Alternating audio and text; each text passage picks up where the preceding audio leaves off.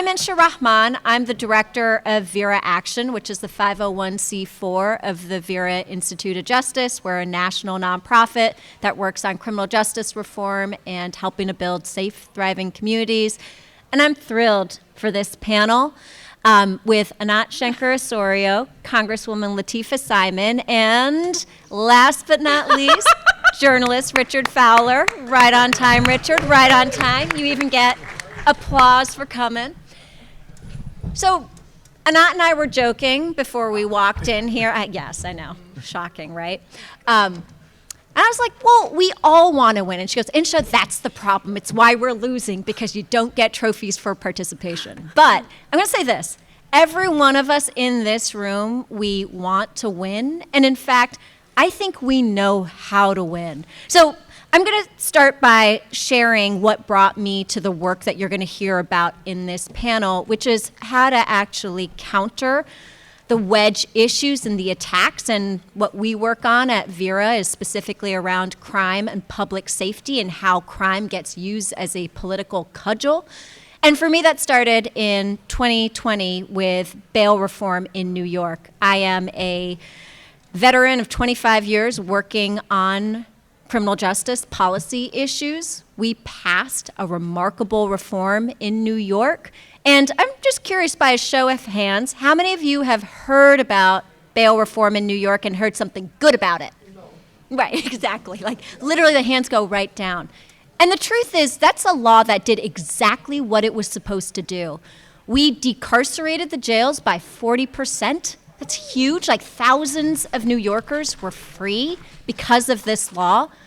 We took out the role of money and profit in the bail system, so poor people weren't stuck in jail simply because they couldn't afford the price of their freedom.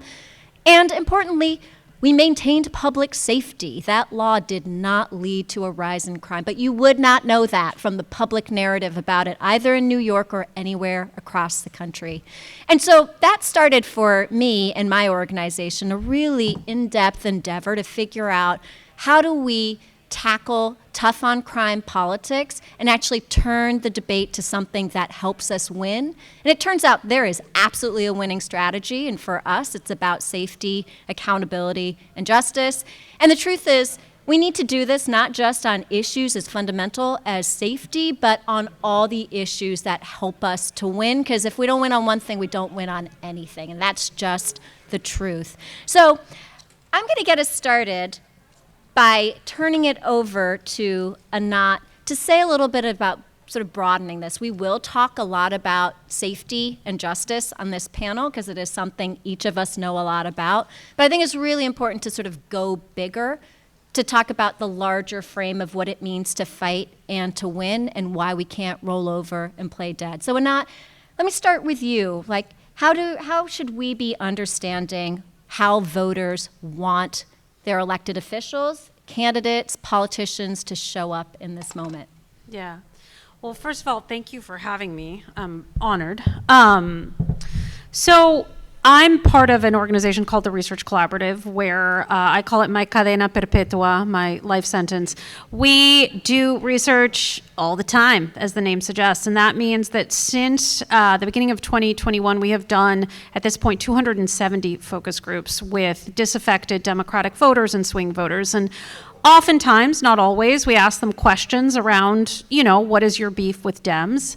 And I can tell you that in 270 conversations with disaffected voters and swing, the number of times someone has volunteered in answer to that, wokeness, or pronouns, or trans people, or even immigrants, blue sky, is none.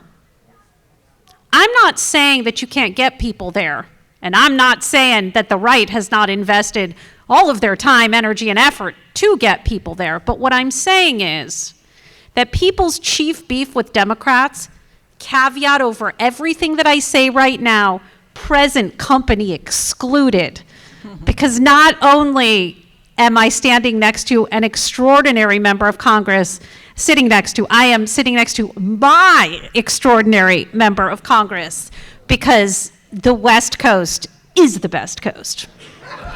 This is the other beef where Yeah, I will this is fight debatable, not on that's this. Yeah, this is an East Coast, West Coast showdown, and it's going to get real on this panel. Anyway, the South can judge.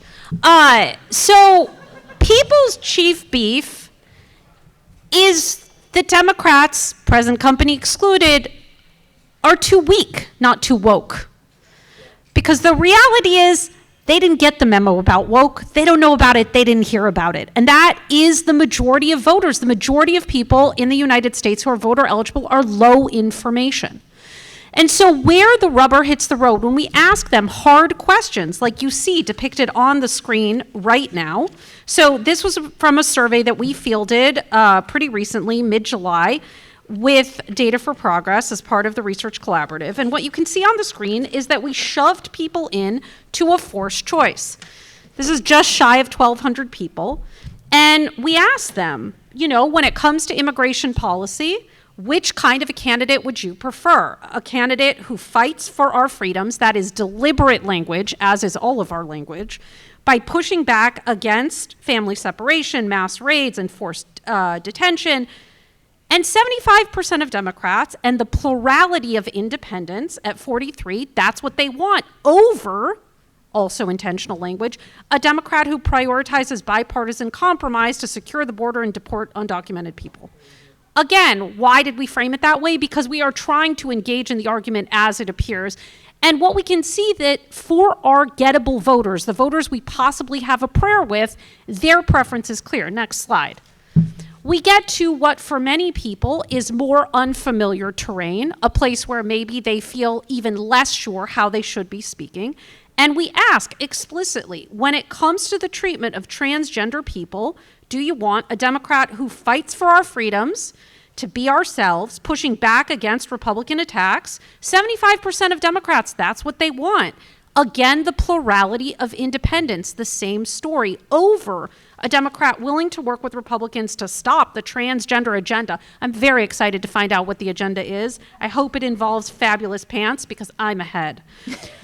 Keep boys out of girls' sports, deliberate language on our part, and end funding for trans surgeries, right?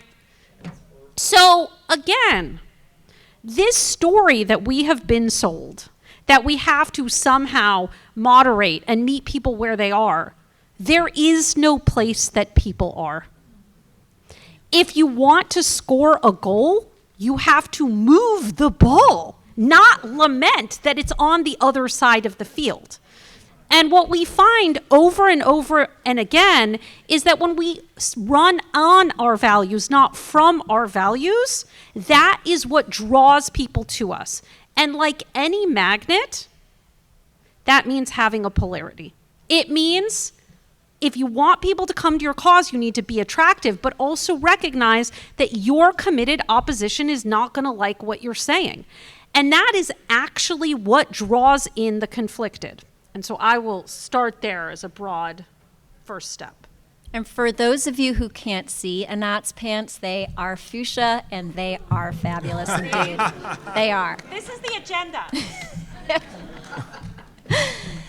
So I'm going to share one more piece of data, which is specifically getting to this issue of crime. And I started by talking about bail reform in New York. And what we've seen over the past 5 years is that our opposition, the GOP, has spent to the tune of over $1 billion just in last year alone fear-mongering around crime. All of those ads you saw about migrant crime, cities dangerously liberal and out of control, all of that had more than $1 billion worth of backing, and it is a strategy that the GOP thinks works because they won last November.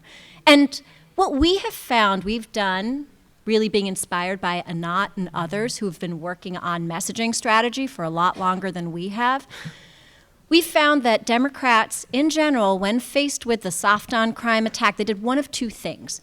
One is they ducked. They're just like, I'll be silent, let me turn and talk about something else.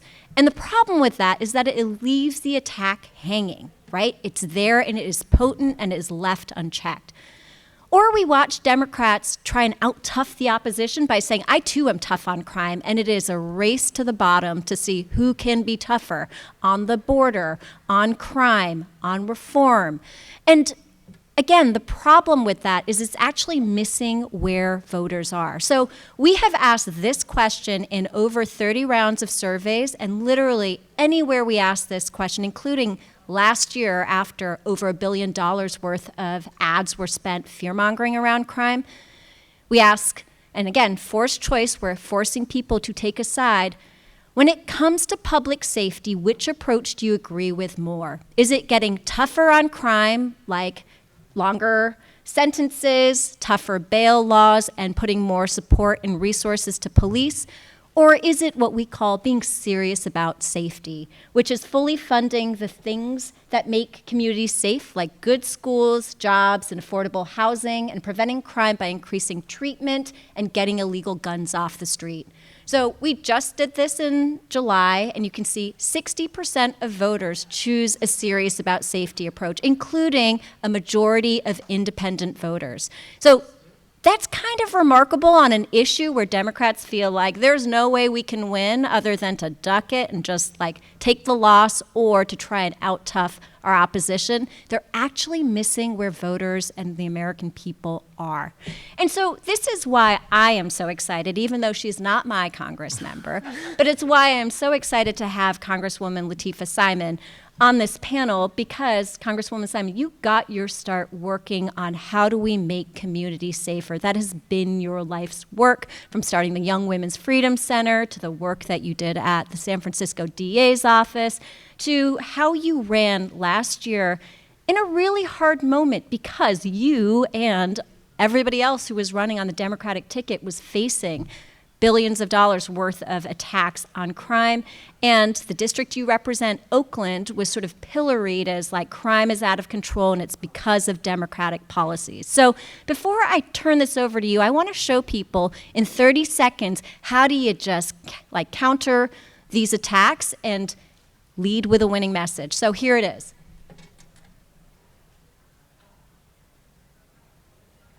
I'm Lateefah Simon. I've spent my life making sure people in power cannot ignore us, our voices, our communities, our hopes, and our dreams. Now, as an elected member of Congress, I want to bring people along with me. I'm fighting for the mother who's sleeping in her car. I am fighting for the father who has lost his child to gun violence. I am fighting for folks to feel safe in our community. I'm running for Congress to fight for us. I'm Lateefah Simon, and I approve this message.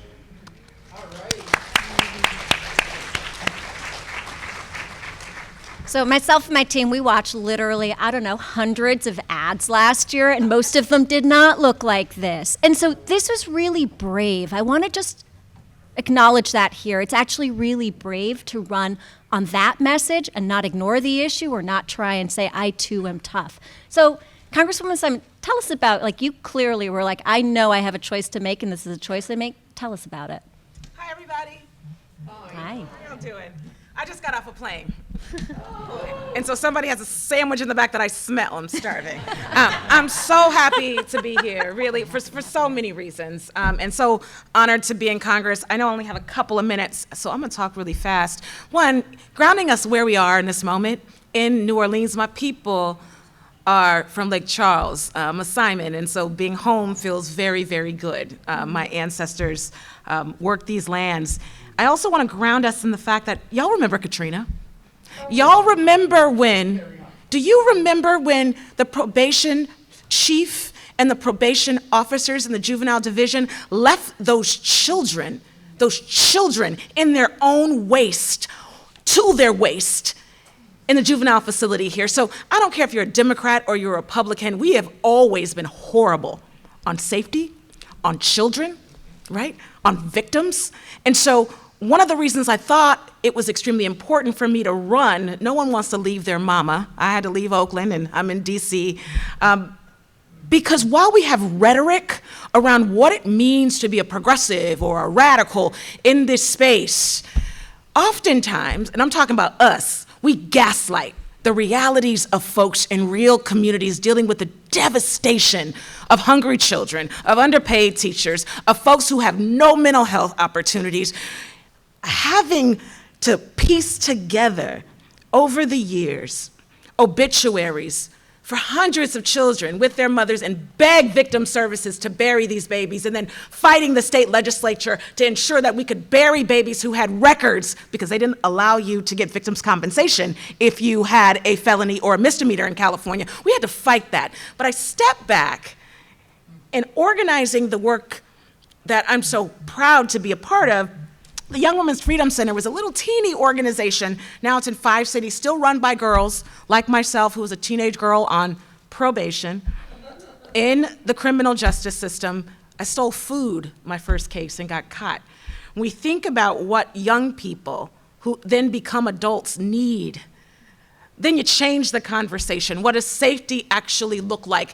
And it's a misnomer to believe Miss Nettie or Auntie Gina doesn't want to be safe.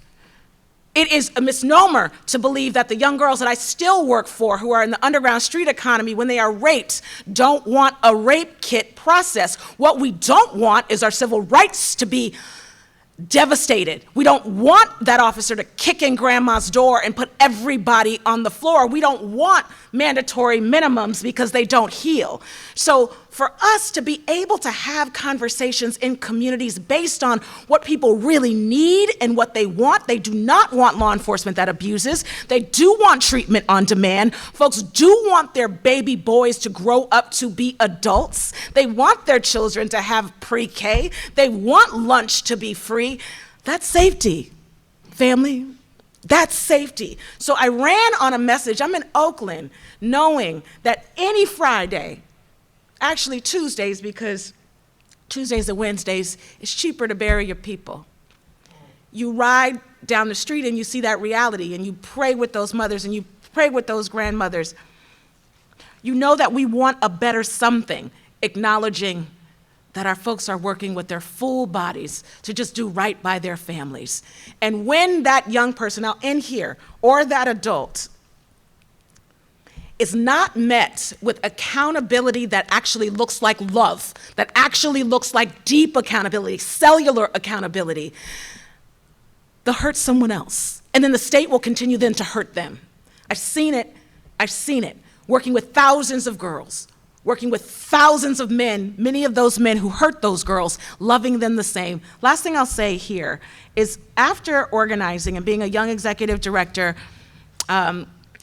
of an amazing organization, the Young Women's Freedom Center, I was asked by then District Attorney Kamala Harris to do something that had never been done in San Francisco when she was the DA, create a reentry program where I was able to walk young men every single day out of detention, out of jail for crack cocaine sales, which in California at the time, if you had 5 grams of crack cocaine, remember what those sentencing laws were? You got up to 20 years. What I proposed to then DA Harris, give me all of them. Let's start at under 25. No one wants to, I know this, make a life or death decision over a $20 rock. What they do need is housing.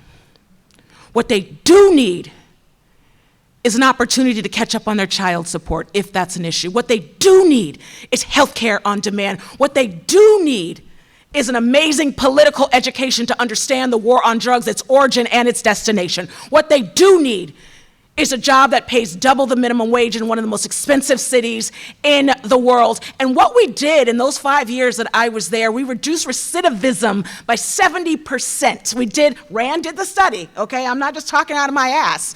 We reduced recidivism amongst 70% of the population because we cared about safety.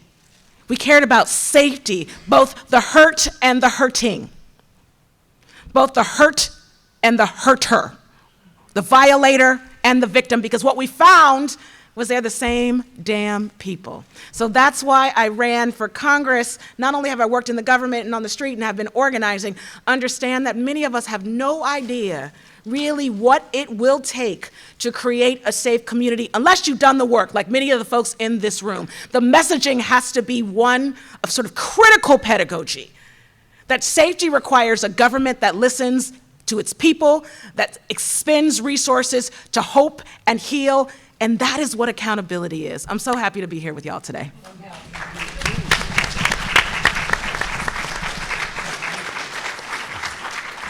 So I'm going to come back to you on something, Congresswoman Simon, which is, you know, and I think this is so wrong, but somebody would look at you and your district and say, well, of course you can run like that because you are catering to your base, but I'm a moderate or I'm from a different kind of district. I can't do that.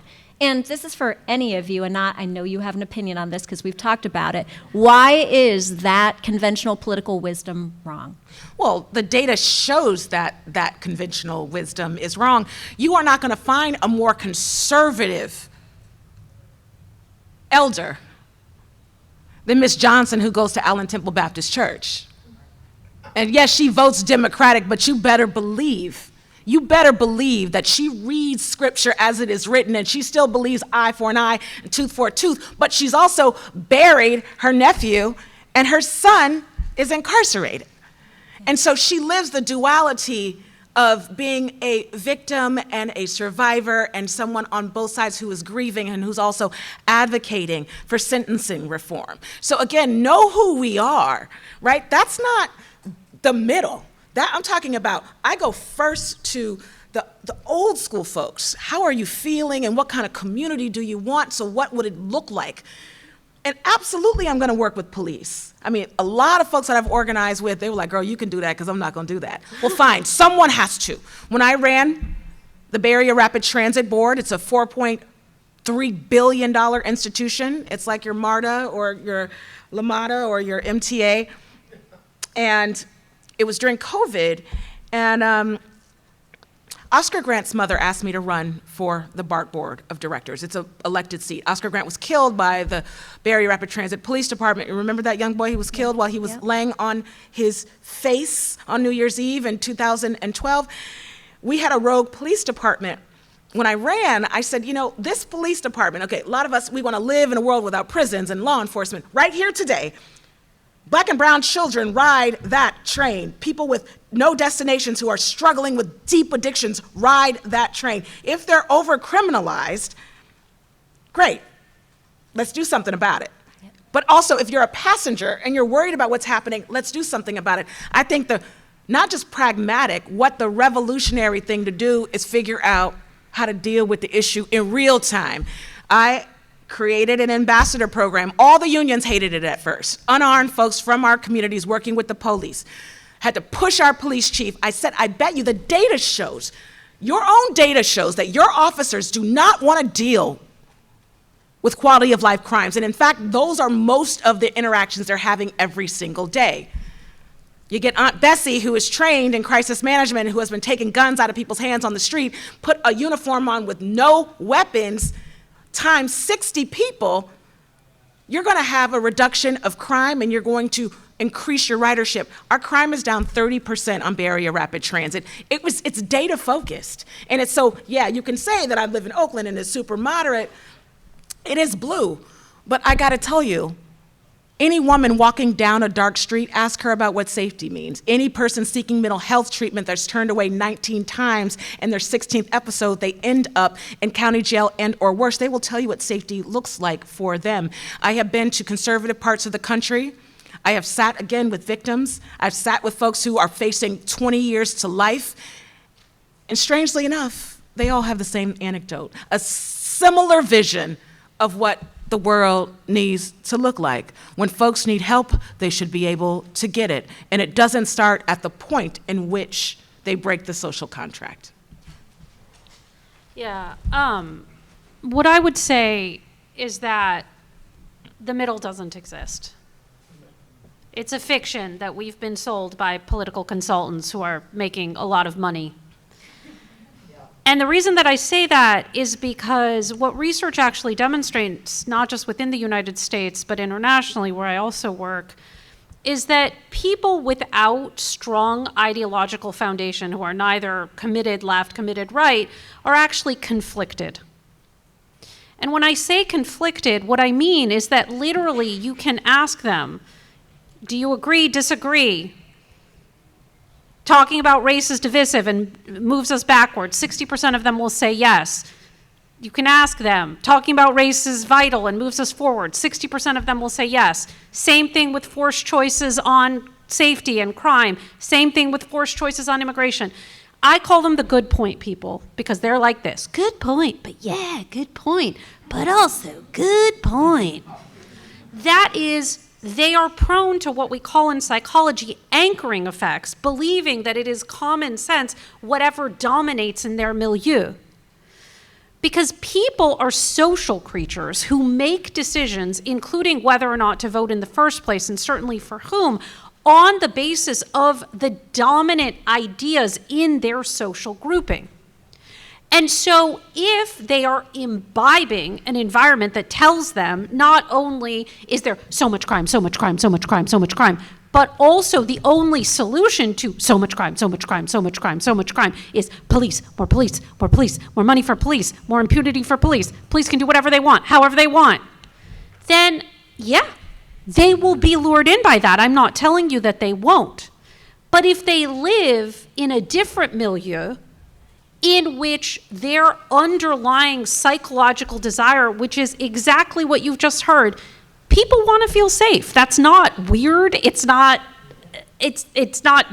sort of any one race, any one age, any one income. People want to feel safe. That's a basic human desire. And so when you are in an election and you are in a purple district, what you need to recognize is that in order to win any debate, and an election is, after all, a debate, you have to set the terms. And if you allow the terms of debate to be who is going to be the bigger asshole, Democrats are going to lose, despite many of them trying valiantly for that title. Because if you implicitly tell voters this election is a choice between who will be most draconian, who will be most anti-immigrant, who will be most anti-queer, who will be most anti-black, then your opposition is going to win. If you offer people the full fat version and the light version, they're going to go for full fat. And so the job of a candidate is to change the terms of debate. You have to make it a different conversation. And when you are able to shift the conversation away from who's going to be tougher on the border, which no matter what you say and how much money you spend and how many ads, the things people believe about Democrats are not made out of what Democrats say. This is what is so mind-boggling to me. Because you can put out 5,000 ads saying, no, I'm tough on crime, no, I'm tough on crime, no, I'm tough on crime, no, I'm tough on crime. They're putting out 20 more saying that you aren't. And so people aren't going to believe you in the first place. So you have to change the terms of debate. And that's especially true in purple places. That is more true in those places. So I was just going to say, maybe there is no middle, but there are definitely purple and moderate places in this country. And I want to give one example of where we saw actually getting off the opposition's narrative turf and getting onto your own on a key issue worked last year, and that's Wisconsin and Senator Tammy Baldwin. My state. Where when we polled in Wisconsin, we asked people, what are your biggest public safety concerns? People were like drugs, fentanyl, opioids. It is a crisis in Wisconsin and so many other parts of our country.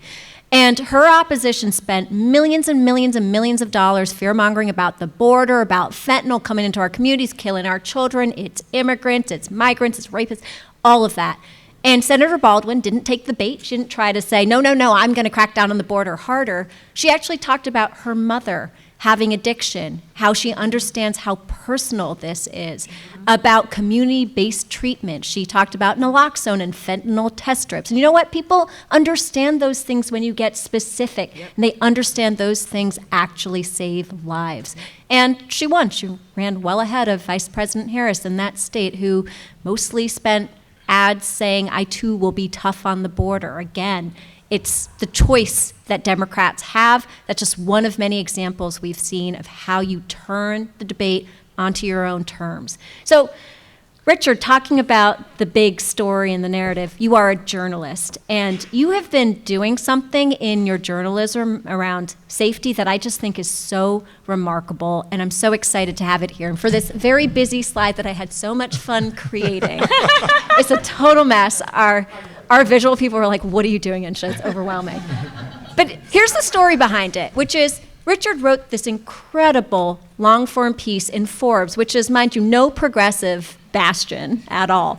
And it was titled this, A Quiet Public Safety Revolution, How Communities Are Becoming Safer Without More Cops. And he profiled a handful of mayors in Chicago, in Baltimore, in Birmingham, Alabama, a number of other places, and actually talked about this moment we're in where we're seeing tremendous, tremendous declines in crime, like unprecedented.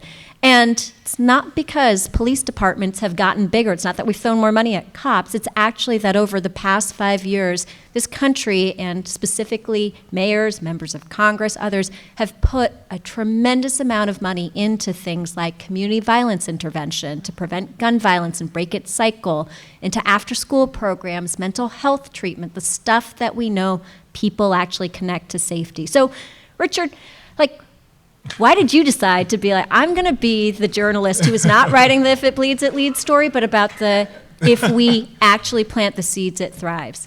Sure. Well, thanks for having me. Thanks everybody for being here. I think number one is this. Both my parents are immigrants to this country, and if you haven't realized by now, I'm a black man.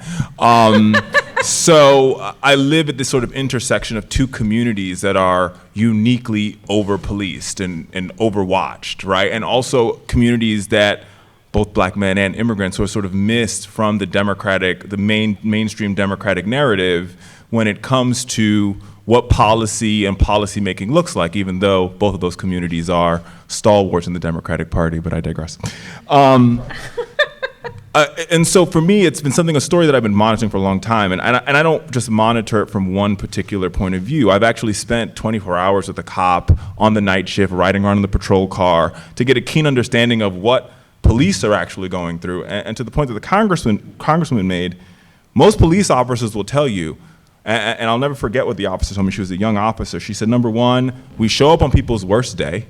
And so if you see us show up with the lights, you're having the worst day of your life. And we understand that. And number two, 90% of the calls that we show up to, we aren't the right people to show up to them, right? That's what the officer said to me. And so what I've been then trying to figure out is, so how do we sort of create a narrative, or what is public safety and what does it look like? Because I do think there's a delineation between law enforcement, which has become part of the political narrative, and public safety, right? And I think oftentimes what you hear, especially in black communities, I live in one, is they want more law enforcement. No, I think what black communities want is public safety, and public safety is a laundry list of issues that yes, law enforcement is part of it, but it's not the only part. Public safety means public parks that are clean and that work. Public safety means somebody's picking up the trash. Public safety means well-funded public schools. Public safety means having the ability to go to the doctor or having a health care around the corner. Public safety means having a grocery store in your neighborhood. All those things are part of public safety because they keep communities safe. And what the data tells us, and it's in my story that I wrote in this particular story, is what we saw during the pandemic was we did see a spike in crime. I think that one of the mistakes I think as a journalist that the White House made was not acknowledging that there is indeed a spike in crime happening, right? They were like, this is not happening, don't pay attention, it's not real. But it was real because I live in the nation's capital, and at 4 o'clock in the afternoon, I saw carjacking happen right in front of me, so I knew it was happening, right? But the question that the White House should have answered is, well, why is it happening and what we can do to prevent it? And here's what was true. Right, there was a lot of local unemployment happening in the nation's capital, in major and minor cities all across the country, in small cities and big cities alike. Restaurant workers are out of work. Hospitality workers are out of work.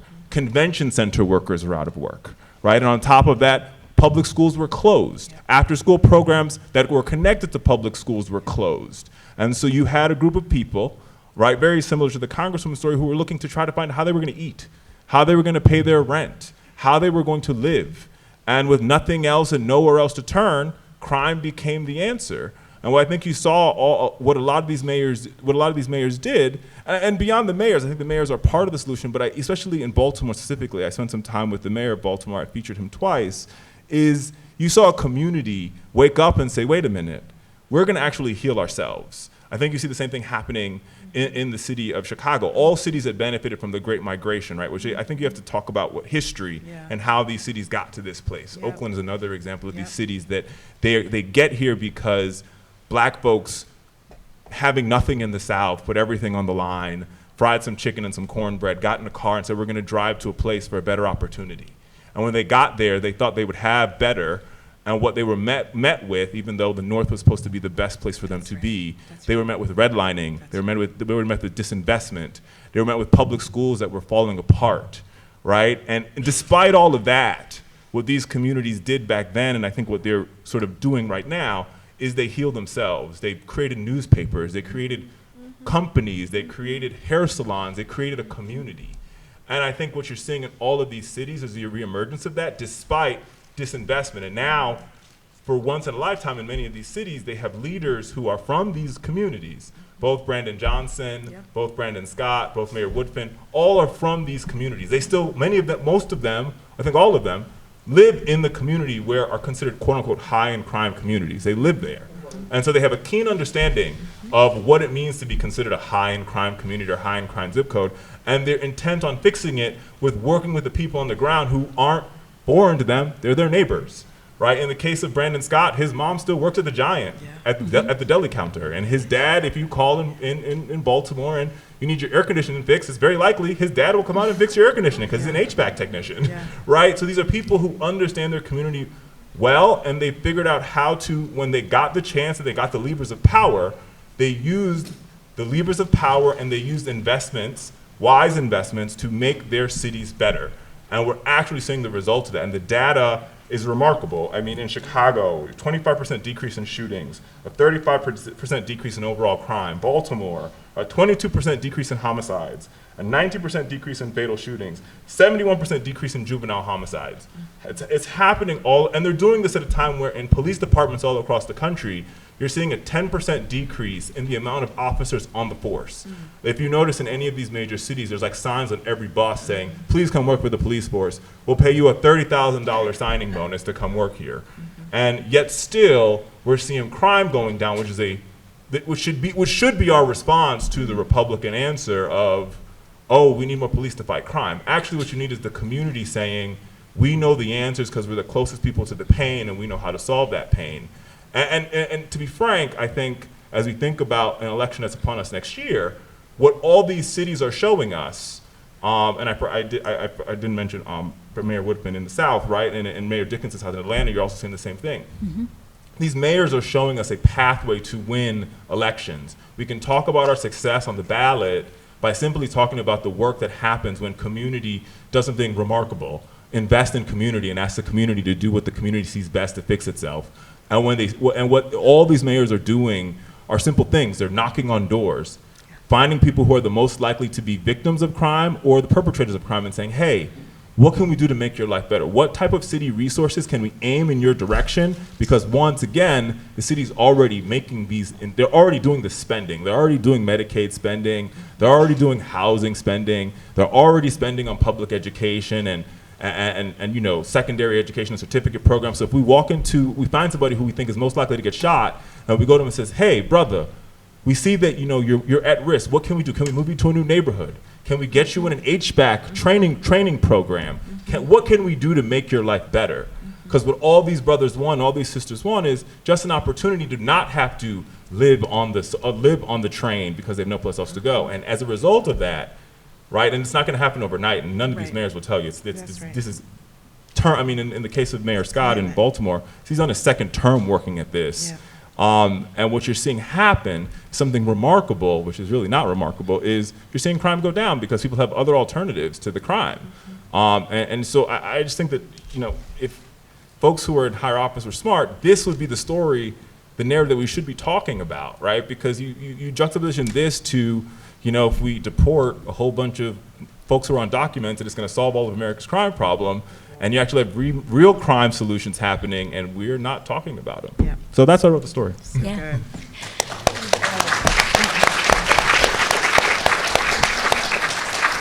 So I want to make sure we have time for your questions and reactions. So I'm going to skip ahead to where the East Coast is the best coast and talk about an election that just happened, which is the New York City Democratic mayoral primary.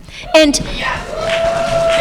if there ever was a race where it is just like tough on crime, more cops versus we really need to address safety by investing in better, more accountable policing and what our communities need, this is like Exhibit A. And my organization, Vera Action, we are agnostic about candidates. We didn't endorse anybody, but we worked with all of the Democratic primary candidates to try and get them to take crime off the table as a political cudgel, because it only hurts us from finding the real solutions when we are slinging crime attacks against each other. And so that involved having Andrew Cuomo stand by the reforms he signed into law, New York bail reform that happened on his watch, defend it, because actually when you do, people are like, yeah, I like that reform, that makes sense to me. When you distance yourself from it, they're like, I don't like that either, right? And then having Zohran Mamdani, who won, is now the Democratic nominee, having him as a Democratic socialist, far left, own both safety and justice. And the defund attacks are the ones that we see time and time again, because we reduce public safety to having a conversation about more or less police, more or less funding for police. We're actually missing where voters are. They want better, more accountable policing, not necessarily more policing. They want the police to show up when they call 911. They want to know when something bad happens that there is resolution to their cases. And so here's an example of how you can run and win even when having said defund, even when having sort of a platform that was very easy to pillory as defund. Here's what Zohran Mamdani did. This says NYC can't risk a mayor who supports defunding the police. Well, no matter how many pieces of literature you get sent, I'm not defunding the police. I'm actually working with the police to create public safety by ensuring they can do their jobs, focus on serious crimes, and creating a department of community safety that'll focus on mental health, homelessness. So technically, the police force will stay the same. But there will be more people doing other stuff. And we're saying that no longer do police officers have to do the jobs of mental health professionals and social workers, and instead they can focus on shootings and murders and serious crimes in the city. What the police should do. That makes a lot of sense. You don't see me doing other jobs on the subway. This is my job. This is all I do. Do the job that you signed up I'm not driving the damn train. No, you're not. He didn't, right. Most people, when they're called the defund candidate, they just duck and start talking about something else, or they just stick on no, I didn't say defund, or I did say defund. They don't actually offer a solution for what they should do when it comes to making communities safe. And so you've heard lots of examples. We have a real life example of how to run and win, owning safety and, importantly, justice. Voters care about justice reform. They care about police accountability. They do think we can't arrest and incarcerate our way to more safety. So you can own both safety and justice. And so come visit our website, veraaction.org, to get messaging guidance. We've got plenty of research there. And we will all stick around for a little bit to answer questions, but we also want to make sure we have your questions here. So I know there's somebody with a microphone. And please make sure that you actually ask a question. There should be a question mark at the end. Thank you. Yes. I see your hand up. Feel free to tee up a few more hands. We have time for maybe 3 or 4. Yeah, what exactly can be done about getting the corporate media to quit being so damn stubborn in terms of, admitting that most people who have mental health issues are more likely to commit suicide rather than kill others. They have refused to budge, and that's one reason I have nothing to do with the media. I could take that, because I do think that there is a media problem that we have to address, but I think before we can address the media problem, I think we as take my journalism hat off for a second. As okay. I think that we have to we sort of play on the playing field that we're given instead of building a new field, whether it's on criminal justice or it's on public education. Case in point, right? And let's zero in on public education. Over the past couple of years, we've allowed folks in the conservative space to define the debate. It's critical race theory. Our response to that was we're going to define it for them, and then we gave them more material for them to work with, right? Then it was, okay, we're going to start debating who's going to play on what sports team in a school setting, right? Like, even though for most of America's public schools, they don't have swimming pools, so we're debating who's going to play in a swimming pool instead of having the real conversation we should be having around public education, which is one around equitably funding schools and paying teachers the right amount of money. And if we just decide to say we're not going to show up to your football game, we're going to show up to our own football game where it's our field, and our field is, sure, we can debate which books you want to ban when you put a library in every public school, or we'll debate whether or not we should teach critical race theory when you make sure that every history teacher is given a salary they can live off of. Yeah. Or we'll debate sports teams when every American high school has a swimming pool. Yeah. And we'll have an equitable conversation. And we refuse. Instead, we sort of play with them on their field. I think the same is in this debate, right? The defund, when every Democratic candidate faced with defund, they sort of run away from it. Like, look, I will fund the police more. And the response should truly be, well, do we really think that just hiring another police officer is going to solve a crime? I mean, Chicago, let's just zero in on Chicago again.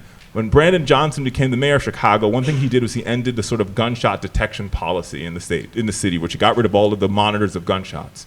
Homicides have still gone down. They've actually gone down more since they've turned those detectors off, right? So once again, if we show up to our own field, we will then force the media to have a conversation on our terms. I think our natural response is to defend, to sort of play football on their turf, and we're never ever playing a home game. We're always playing an away game, and we always lose those away games, like constantly.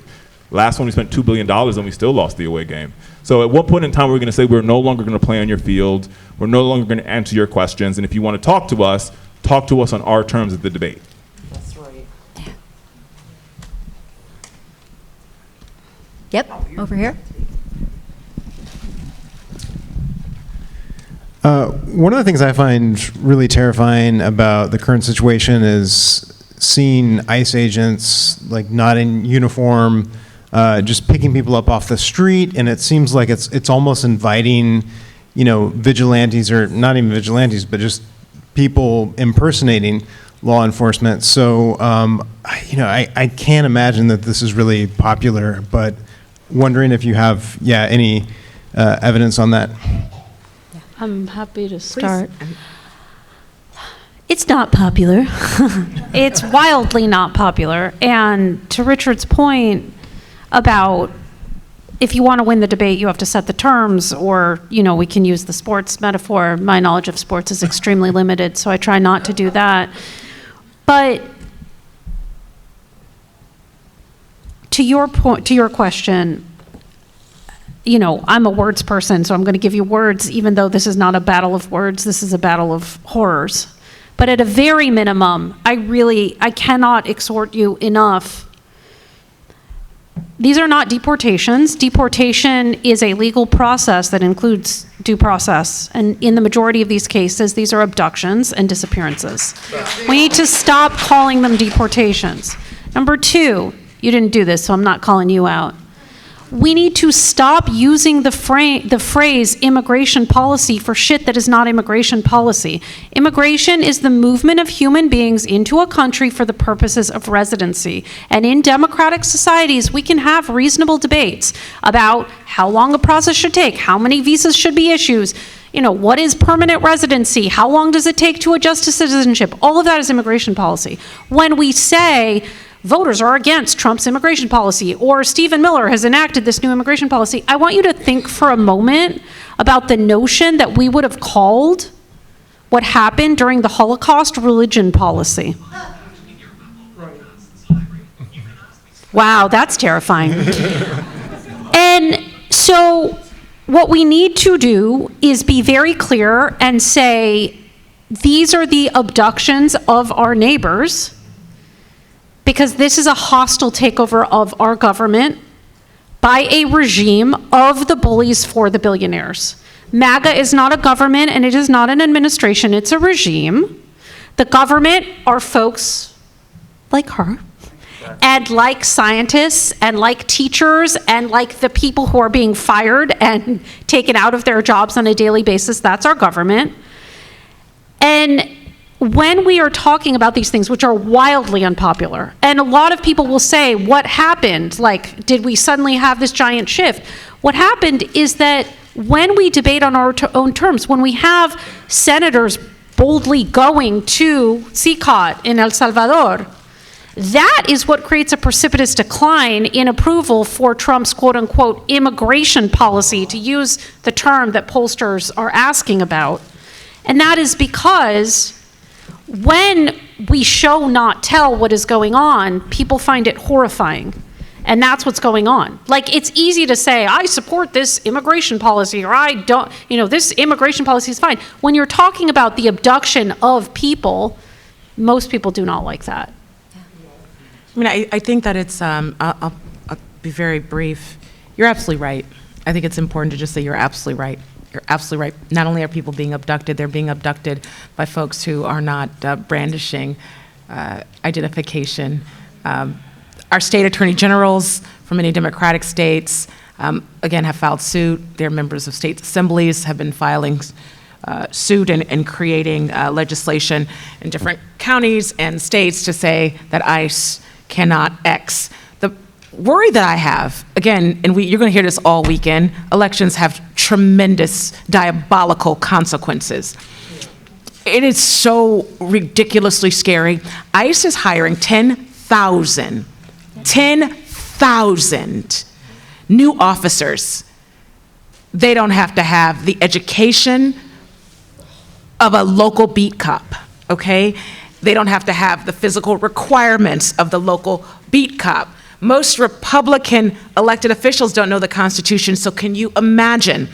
What we have to also do in this moment of tyranny is also be very clear with our people. While we will try to legislate, organize, and litigate, our people are under attack. When they go in to their immigration hearings, they are subject to immediate removal and detention. It is real. It is real. And our amazing words, I have a lot of them, are not going to help folks in the short term. Yeah. It is a very scary time. But we have seen it before, right? I grew up in the Fillmore in San Francisco, which is a black community. Do you know when Japanese brothers and sisters got out of the internment camps, they had their keys on their necks, awaiting to come back to their homes. And the government, the California state legislature, empowered San Francisco, Oakland, and Berkeley to sell those homes for pennies on the dollar to the African Americans who came up from the Great Migration to service the war. So this is not new for so many communities who have been devastated by the federal government. We are just here again, and it is a new generation of now we're seeing it, the hoods are off. We have to figure out how to hold our people dear, because this is just month 7. And we cannot immediately litigate to save our people. I don't know if it's going to be prayer, organizing, everything under the moon. 10,000 unqualified officers to snatch babies away from their mothers. So we have to not only keep talking, keep organizing, keep litigating, keep figuring it out, because we're just in the very beginning of this crazy moment of tyranny. And I'm sorry that I don't have anything more positive to say about it, but you're exactly right. That is the lexicon that folks are surviving under. I would add to that, because what I would say immediately is there's not much we could do right now. But I think what we've got to do is we've got to begin to break down the narrative that got us here. Yep. Right? And part of that narrative started when he sort of came down the golden escalator, and we never combated it. Like, they steal, they rob, they do all these things. I tell them all the time, I was raised by a wild pack of registered nurses. It's true. It's true. If there's any SEIU people in the room, they were all members of SEIU. And then I ended up working for a teachers union for a couple of years before I became a journalist. But what I know about these immigrants, they all came to this country and they worked at a maternity hospital. helping immigrant women and black women and Latino women give birth. And if you talk to my mom and her friends, they'll tell you we've never lost a mother, right? Because we cared for them like they were our own.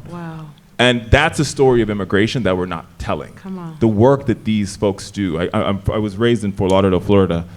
The Haitian community, when he gets away with calling them that they eat cats and dogs, and we don't tell the story of the women that clean hotels to their fingers are blue because they want their kids to have a better opportunity. Now, that's right.